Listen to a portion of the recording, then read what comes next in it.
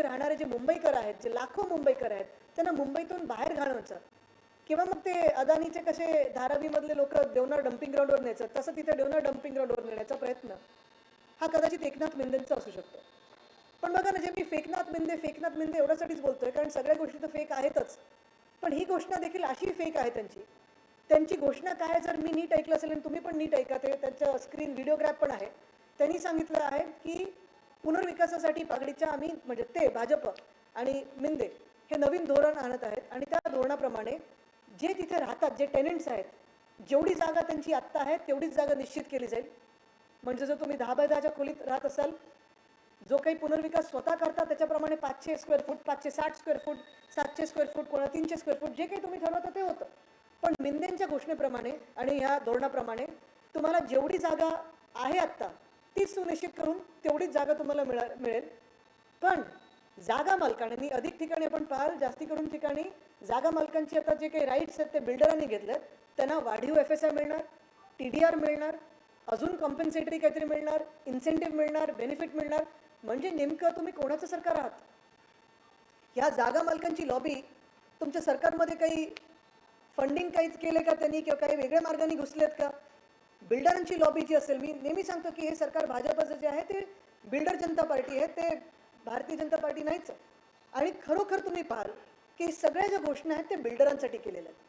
तर ही पागडीची घोषणा, आणि आज आपल्याच माध्यमातून सगळ्या पागडीमध्ये राहणाऱ्या मुंबईकरांना मी विनंती करत आहे की हे जे काही पागडी मुक्त मुंबई जे बोलत आहेत, मिंदे बोलत असतील, भाजप बोलत असतील, फसवी घोषणा आहे, बळी पडू नका आणि जे सत्य आहे ते जाणून घ्या. त्यांना तुम्हाला मुंबईतून बाहेर काढून टाकायचं आहे. ही खरी गोष्ट आहे आणि खरी परिस्थिती आहे. दुसरी जी काही बातमी मी तिथे असताना पाहिली, कारण ही परत मागणी आमची सतत राहिलेली आहे, जी आमची मागणी आहे ती हीच आहे की दोन गोष्टी याच्यात. पोलीस हाऊसिंगबद्दलचा जो विषय येतो, पोलीस हाऊसिंग, जे पोलीस आमचे सगळे कर्मचारी आहेत, पोलीस ऑफिसर्स आहेत, त्यांना मुंबईमध्ये जिथे आत्ता पोलीस कॅम्प्स आहेत तिथे चांगल्या राहण्यासाठी चांगल्या जागा झाल्या पाहिजेत. महाविकास आघाडी सरकार पडण्याच्या आधी जे मार्चमध्ये अधिवेशन झालं त्याच्यात आम्ही 650 कोटी मला वाटतं हे पोलीस हाऊसिंगसाठी वेगळे काढून ठेवले होते. आपण पाहत असाल मोठ्या प्रमाणात आम्ही पोलीस हाऊसिंग सुधारतो, मुंबई असेल, इतर शहरांमध्ये असेल. पण हा सगळा कार्यक्रम आता ठप्प पडलेला आहे. आणि जे रिटायर्ड पोलीस परिवार आहेत त्यांच्या वतीने दोन मागण्या होत्या. एक, जो दंडनीय शुल्क जो आमच्या वेळी 25 रुपये प्रति स्क्वेअर फूट होता, जो आता 150 रुपये प्रति स्क्वेअर फूट केला आहे, तो स्थगित करून परत 25 रुपयावर आणावा. आणि दुसरं म्हणजे रिटायर्ड पोलीस कर्मचाऱ्यांना किंवा परिवारांना तुम्ही मुंबईमध्येच, मुंबई MMR क्षेत्र नाही, मुंबईमध्ये, मुंबई शहरामध्येच तिथे त्याच कॅम्पामध्ये किंवा आजूबाजूला कुठेतरी जागा निर्माण करून त्यांना PMA आवास योजना असेल किंवा अशा काही धर्तीवर त्यांना जागा उपलब्ध करून द्या किंवा सोसायटी बनवण्याचा प्रयत्न करा. पण मला वाटतं मी हे जी बातमी ऐकली ती अध्यक्ष महोदयांचं एक बाईट ऐकला की आता नवीन एक समिती गठीत होणार आहे. पण पुन्हा एकदा मी सर्वच पोलीस कर्मचाऱ्यांना आणि पोलीस परिवारांना विनंती करत आहे की ज्यांच्या कोणाची इच्छा असेल मुंबईत घर मिळवण्याची किंवा चांगलं घर प्राप्त करण्याची, ह्या घोषणेला बळी पडू नका, फसवून जाऊ नका. कारण पुन्हा एकदा तुम्हाला आठवण करून देतो, 2016 अशीच समिती गठीत झाली होती, 2019 अशीच घोषणा झाली होती, 2024 अशीच घोषणा झाली होती. आणि कलानगरच्या बाजूला आमच्याकडे जिथे गव्हर्नमेंट हाऊसिंग आहे, गव्हर्नमेंट कॉलनी आहे, आमचा निर्णय होता की तिकडच्या शासकीय कर्मचाऱ्यांना तिकडेच परमनंट हक्काची घरं देण्याची. पण हा निर्णय बदलून तिथे हायकोर्टासाठी यांनी जागा निर्माण करून दिली. ठीक आहे, काही प्रॉब्लेम नाही, अवतीभोवती जी जागा आहे तिथे आपण शासकीय कर्मचाऱ्यांसाठी जागा निर्माण करू शकतो का? तर तिथे 10 महिन्यापूर्वी एक समिती बसली, अशीच समिती गठीत केली गेली. समिती बसलेली आहे, एकदाच भेटलेली आहे, पुढे बसूनच आहे. 10 महिने झाले, पुढे काही कारवाई झाली नाही. तर पुन्हा एकदा मी तुम्हाला सगळ्यांना सांगतोय की फसून घेऊ नका. हे सगळं जे आहे हे निवडणुकीपूर्वीचं भाजपच्या फसव्या घोषणा आहेत, ह्याला बळी पडू नका. तिसरं आणि सगळ्यात महत्त्वाचं म्हणजे उपनगरामध्ये साधारणपणे दहिसर आणि जुहू ह्या परिसरामध्ये आपल्या सर्वांना माहिती आहे हाय फ्रिक्वेन्सी रेडार आहे, काही डिफेन्स लँड्स आहेत. आणि वर्षानुवर्ष तिथे आपण प्रयत्न करतोय, सगळेच प्रयत्न करतायत की इथे पुनर्विकासाला कशी चालना मिळू शकते. आमचं सरकार असताना देखील आम्ही पर्याय जागी शोधून तिथे पुढे काम सुरू करत होतो. पण हे सरकार जे आता भाजपचं सरकार आहे, गेले 2-2.5 वर्ष राज्यात आहे, 1 वर्ष देवेंद्र फडणवीस साहेब पुन्हा एकदा मुख्यमंत्री आहेत. पण पुन्हा करत आपण जर पाहिलं तर गेले 12 वर्ष भाजपचं सरकार केंद्रामध्ये, गेले 12 वर्षातून 2 वर्ष जर आमची सोडली, 2-2.5 वर्ष जर आमची सोडली तर भाजपचंच सरकार इथे राज्यात आहे. आणि तरी देखील जुहू परिसर असेल किंवा दहिसर परिसर असेल, अंधेरीचा परिसर असेल, DN नगरचा, ह्या खोट्या घोषणा पुन्हा भाजप तिथे जाऊन करत असतं. तिकडच्याच मी एक स्लम सोसायटीचा उल्लेख केला. जुहू एरोड्रोमच्या बाजूला एक नेहरू नगर नावाची स्लम सोसायटी आहे. तिथे 2017 साली फडणवीस साहेब मुख्यमंत्री असताना निवडणुकीच्या ऐन काळात जाऊन घोषणा केली होती की तिकडच्या तिकडे भाजप सरकारमुळे त्यांना इन सिटू रिडेव्हलपमेंट मिळेल. 9 वर्ष होऊन गेलेली आहेत. केंद्रात पण त्यांचंच सरकार आहे, इथे पण त्यांचंच सरकार आहे. गेले 3 वर्ष प्रशासक देखील मुंबई महानगरपालिकेचे त्यांचे आहेत. कुठे एक वीट हललेली नाहीये. तसंच आता ही घोषणा बघा, जी आम्ही मागणी केली होती त्याच्यावर उत्तर बघा काय घाईघाईत दिलं त्यांनी.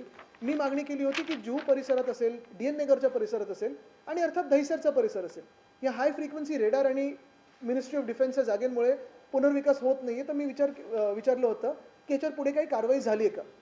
आता उत्तर बघा मुख्यमंत्र्यांच्या निवेदनातून काय आलंय. दहिसर आणि जुहू येथे उंच वारंवारता रेडार केंद्र आहे, हाय फ्रिक्वेन्सी रेडार आहे. सदर रेडार केंद्राच्या आजूबाजूला परिसरात पुनर्विकास करताना इमारतींचं वगैरे वगैरे जे काय उंचीवर बंधन येते. आता उत्तर आहे का, ही हाय फ्रिक्वेन्सी रेडार केंद्रात तांत्रिकदृष्ट्या योग्य असलेल्या इतर ठिकाणी स्थलांतरित करण्याचा निर्णय शासनाने घेतलेला आहे. कधी घेतलाय, कसा घेतलाय, कोणी घेतलाय, फसून जाऊ नका. खोटं बोलतात, खोटं ऐकून घेऊ नका. नागरी विमान वाहतूक मंत्रालय, भारत सरकार आणि एअरपोर्ट अथॉरिटी ऑफ इंडिया एएआय ने दहिसर येथील रेडार गोराईला स्थलांतरित करण्याची सहमती दर्शवलेली आहे. ही सहमती कधी आली, आधी आली असेल तर त्याच्यावर पुढे काही कारवाई झाली आहे का. आणि तुम्ही आत्ता मी प्रश्न विचारल्यानंतर काय फोन करून विचारलं का त्यांना सहमती आहे का. म्हणजे तुम्ही फसवता ना. तसंच जुहूसाठी उत्तर बघा, अजून हास्यास्पद आहे. त्याच वेळी महाराष्ट्र सरकारने airport authority of India AI च्या तांत्रिक पथकाला जुहू येथील रडारची पर्यायी जागा सुचवलेली आहे. कुठची जागा सुचवलेली आहे, पर्यायी जागा म्हणजे कुठची, हे जर आम्हाला स्पष्ट करून सांगा. सदर जागा एआयच्या तांत्रिक पथकाला पाहणी करण्याकरता निमंत्रित केलेले आहे. पाहणी करण्याकरता निमंत्रित केले. कधी निमंत्रण पाठवलं तुम्ही, कधी त्यांना बोलवलं, काय तारखेला पाठवलं. बरं, पर्यायी जागा जर असेल तर तुमच्या कॅबिनेटमध्ये मंजुरी असेल किंवा केंद्राच्या कॅबिनेटमध्ये मंजुरी असेल. काहीतरी दाखले असायला पाहिजेत. एकदा हा तांत्रिक अभ्यास पूर्ण झाला आणि पर्यायी जागा निवडली गेली की जुहू येथील उच्च वारंवारता रेडार केंद्र स्थलांतरित करण्याची मंजुरी प्रक्रिया सुरू होईल. ह्याचाच अर्थ हा आहे की दहिसर असो किंवा जुहू असो, आम्ही वर्षानुवर्ष मग 2014 पासून आम्हाला वाटलं होतं की एनडीए सरकार आमचं येत आहे, काहीतरी बदल घडेल. आम्ही शिवसेना उद्धव बाळासाहेब ठाकरे पक्ष म्हणून हा विषय सातत्याने मांडत आलेलो आहे. तसाच हा विषय पुन्हा एकदा मी ह्याच अधिवेशनात मांडला की जुहू येथील हाय फ्रिक्वेन्सी रेडार आहे, दहिसर इकडचं हाय फ्रिक्वेन्सी रेडार असेल, तिकडचं एअरपोर्टचं असेल किंवा इतर काही गोष्टी असतील, ह्या सगळ्या अडचणींमुळे तिकडचा पुनर्विकास जो अडलेला आहे त्याच्यावर पुढे काय झालं. आणि मुख्यमंत्र्यांकडून असं हास्यास्पद उत्तर आलेलं आहे की दोन्ही ठिकाणी सहमती दर्शवलेली आहे. एका ठिकाणी आम्ही पथक निमंत्रित केलेलं आहे. हे आमंत्रण गेलं कधी, कुठची जागा दाखवलेली आहे, कधी ही फाईल गेली, कोणाला तुम्ही कोणाशी बोललात, हे सत्य देखील त्यांनी लोकांसमोर आणावं.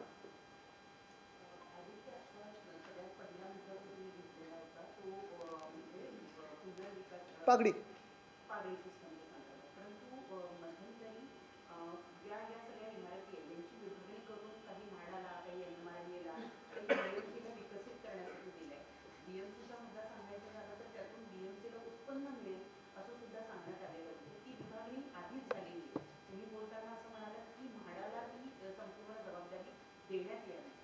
नाही, माझं म्हणणं हे आहे, सक्षम प्राधिकरण म्हणून जेव्हा आपण बोलतो की ही बिल्डिंग डिलॅपिडेटेड आहे की नाही, जो काही कायदा 79 आणि 79B अमेंडमेंट आली त्याच्यात म्हाडा हे सक्षम प्राधिकरण असेल हे सांगितलं होतं. आधी बीएमसी होती डिलॅपिडेटसाठी. पण आता उपकरप्राप्त जे इमारती आहेत ह्या अमेंडमेंटमुळे म्हाडाच करते असं सगळ्यांची एक सहमती सरकारमध्ये आहे. पण जी केस झाली आहे ती कॉम्पिटंट अथॉरिटी नेमकी कोण आहे ह्याच्यावरनं झाली आहे. तर हा तिढा जो काही आहे तो राज्य सरकारने सोडवावा. आणि ह्याच्यात घुसायचंच नसेल, राज्य सरकारला ह्या तिढ्यात जायचंच नसेल तर पर्यायी मार्ग हा आहे. जर आता तुम्ही हीच इकडे पूर्ण रांग बघाल, इथे शिवसेना भवनाला येताना आजूबाजूला दोन्ही बाजूला उपकरप्राप्त इमारतीच आहेत. जवळपास दक्षिण मुंबई आणि दक्षिण मध्य मुंबई ह्या सगळ्या इमारती उपकरप्राप्त आहेत जास्तीत जास्त. आणि जवळपास सगळ्या इमारती 60, 70, 80, 90, काही काही 100 वर्षाच्या पुढच्या आहेत. काही चाळी आहेत.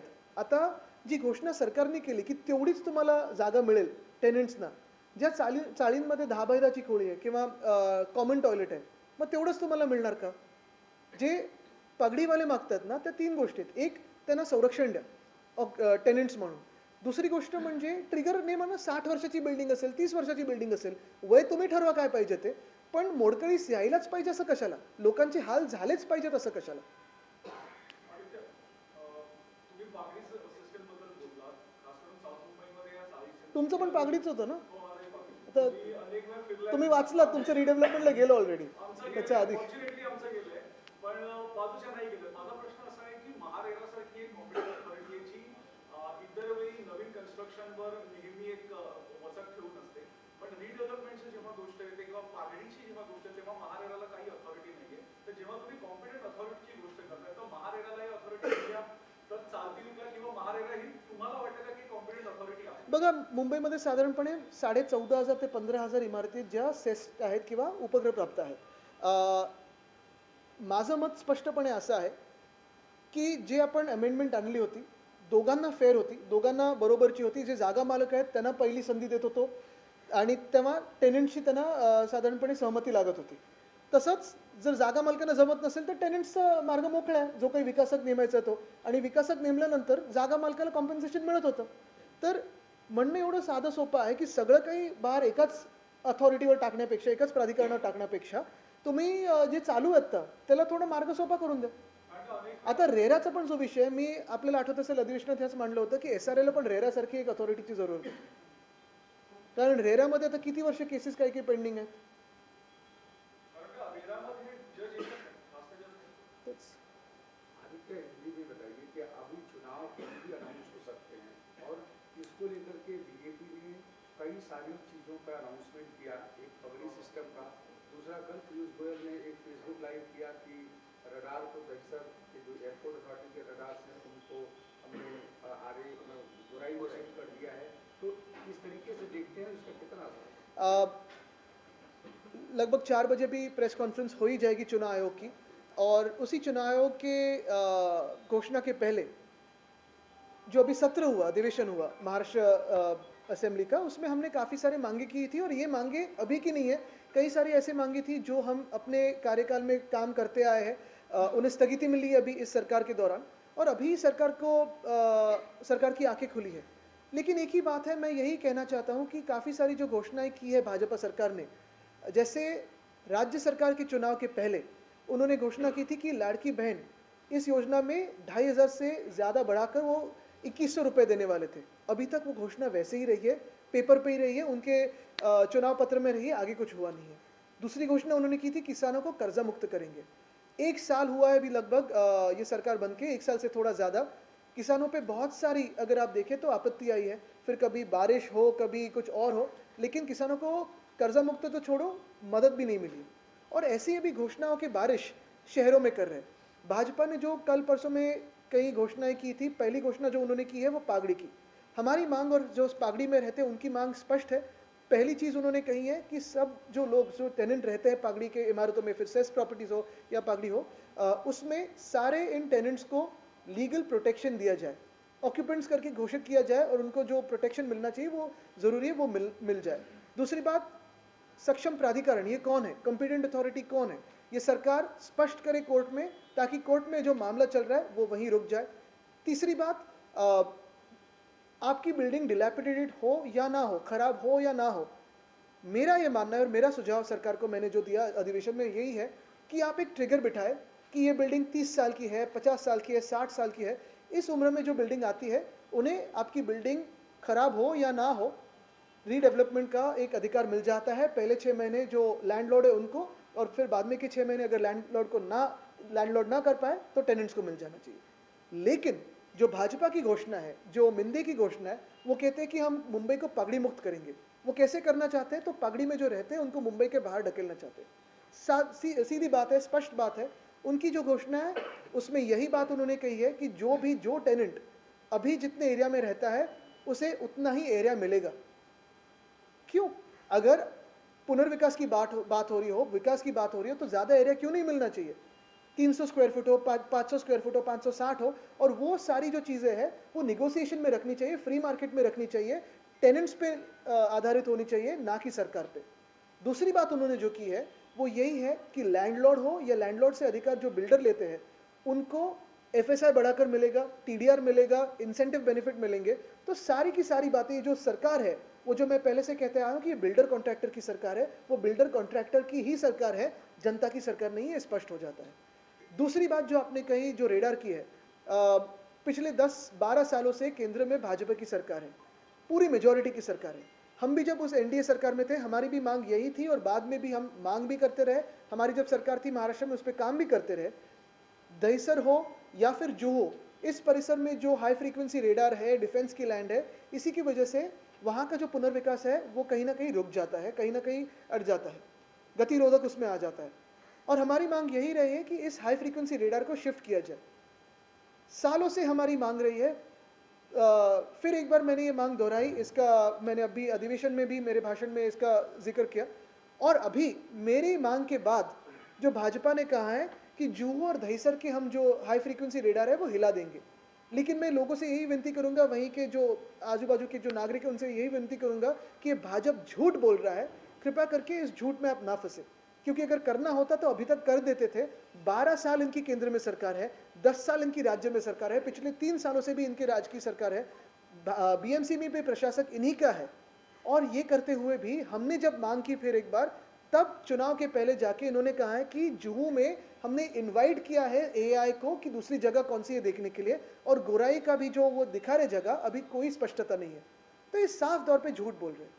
ऑपरेशन मुस्कान के तहत सरकार ने कहा कि हम लड़कियों को या बच्चों को खोज रहे हैं जो मुंबई या महाराष्ट्र से जा रहे हैं, लेकिन जो आंकड़े आ रहे हैं कि हर दिन बहुत ही भयानक आंकड़े हैं। और इस राज्य में गृह मंत्री कौन है, ये भी आज पूछने की बात आई है। यालाच एक जोडून प्रश्न आहे. काल जी टीका केलेली होती त्याच्यावर आज उत्तर देताना अमित साटम असं म्हणालेले आहेत की निराशेच्या गर्तेत गेलेले आहेत उद्धव ठाकरे आणि त्यामुळे ते अशी वक्तव्य करतात. भारताच्या इतिहासामध्ये सत्तेत असलेल्या पक्षातले आमदार मोठ्या प्रमाणावर तुटून बाहेर पडणं आणि नवीन सरकार स्थापन करणं हे भारताच्या इतिहास एकमेव उदाहरण आहे ते शिवसेनेचं आहे. या निराशेच्या भावनेतून उद्धव ठाकरे असे टीका करतात. चिल्लर लोकांना मी उत्तर देत नाही। गृह मंत्रालयाचा विषय आलेला म्हणून काल कांदिवलीमध्ये पोलिसांवरती काही गुंडांनी हल्ला केलेला जे आरोपीला पकडायला गेले होते. पण हेच तर मी तुम्हाला सांगतो, तुम्ही कुठच्याही शहरातच बघा आणि तुम्हाला आज पुन्हा एकदा विचारतो मी, गृह खातं चालवायचं कसं किंवा म्हणजे तुमच्या फोनमध्ये घुसायचं कसं हे भाजपला बरोबर माहिती आहे, ते सोडा। पण गृह खातं असेल, कायदा सुव्यवस्था असेल किंवा भ्रष्टाचारी कारभार असेल, आणि मग ह्याची तुलना कुठच्याही दुसऱ्या शहरांबरोबर करा आणि शहर चालतं कसं, तुम्ही मला एक शहर दाखवा या देशामध्ये जे भाजप शासित आहे आणि चांगलं चाललंय। तेजस्वी घोसाळकर यांनी आज भाजपमध्ये प्रवेश केलेला आहे. आपल्या पक्षाशी जुनं नातं राहिलेलं आहे घोसाळकर कुटुंबियांचं. त्या बोलताना असं सुद्धा म्हणाले की मला खूप वेदना होतात, परंतु मला हा निर्णय नाही, बोलण्यासारख्या खूप गोष्टी आहेत त्याच्यावर, पण आज मी बोलणार नाही कारण मला ह्या विषयाकडनं डायव्हर्ट करायचं नाहीये। परंतु आजच त्यांचा पक्षप्रवेश होऊ दे ना, नुकसान होईल शिवसेनेचं. बिलकुल नाही, पण त्याच्यावर नंतर बोलीन। खूप आमच्याकडे पण खूप गोष्टी बोलण्यासारख्या आहेत। त्या दिवसामध्ये आणखी काही लोक जाऊ शकतात. बघा, सगळं काही झालं तरी मुंबईचे हाल आपण पाहताय, आणि जे कोणी भाजपमध्ये प्रवेश करतील पुढच्या काही दिवसांमध्ये असतील किंवा भाजपला मतदान करतील, जे काही मुंबईचे हाल आहेत त्याला ते स्पष्टपणे जबाबदार राहतील, थेटपणे जबाबदार राहतील।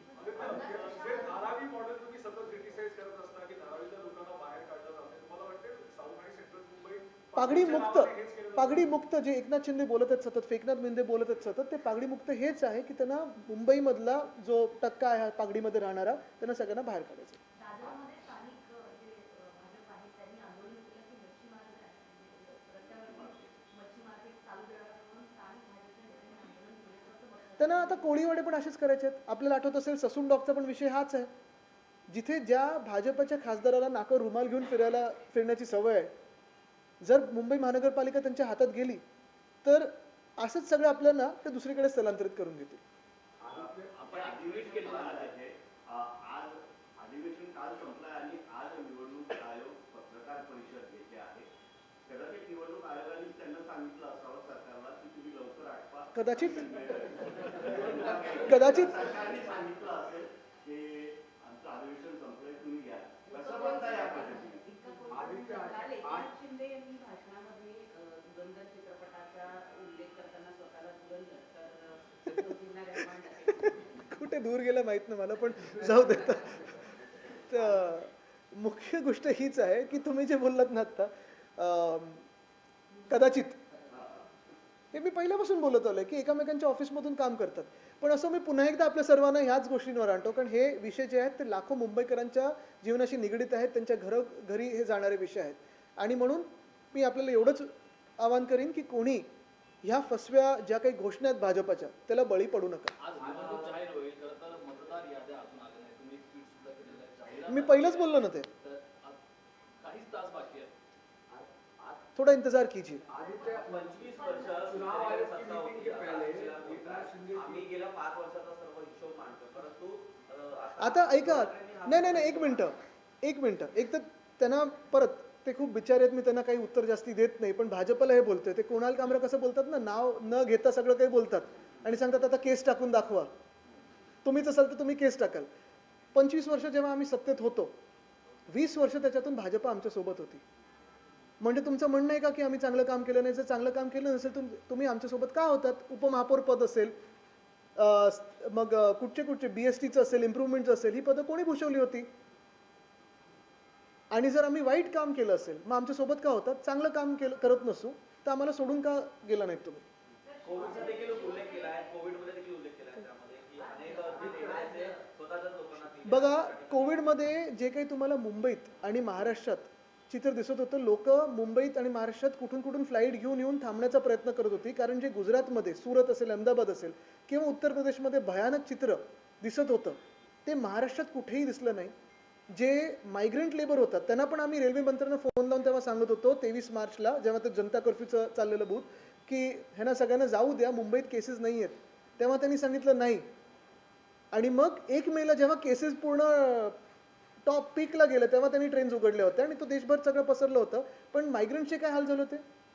आपल्या मुंबईत पण आपण पाहिलं असेल, मुंबईत कुठेही किंवा महाराष्ट्रात कुठेही आम्ही कोणालाही त्रास होऊ दिला नाही, जसं गुजरातमध्ये झालं की उत्तर प्रदेशमध्ये झालं. पारदर्शक आम्ही कारभार चालवत होतो. आदित्य चुनाव आयोग की उसके पहले दुसऱ्या पक्षामध्ये गेले त्यामुळे ठाकरे शिवसेनेला कुठेतरी नव्या चेहऱ्याला संधी द्यायला आपण प्रत्येक निवडणूक जर पाहाल, मग 1997 असेल, 2002 असेल, 2007 असेल, 2012 असेल, 2017 असेल, जास्तीत जास्ती महिलांना संधी ही शिवसेनेतून मिळालेली आहे. जास्तीत जास्ती नवीन चेहऱ्यांना संधी ही शिवसेनेतून मिळालेली आहे. तर एक नक्की आहे की मुंबईचा विश्वास हा एका व्यक्तीवर आहे, उद्धव बाळासाहेब ठाकरे.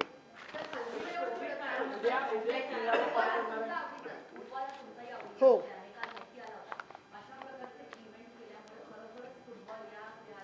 नाही मला वाटतं बघा, मेसी येणं किंवा कोणी असं जागतिक स्टार येणं चांगलीच गोष्ट आहे.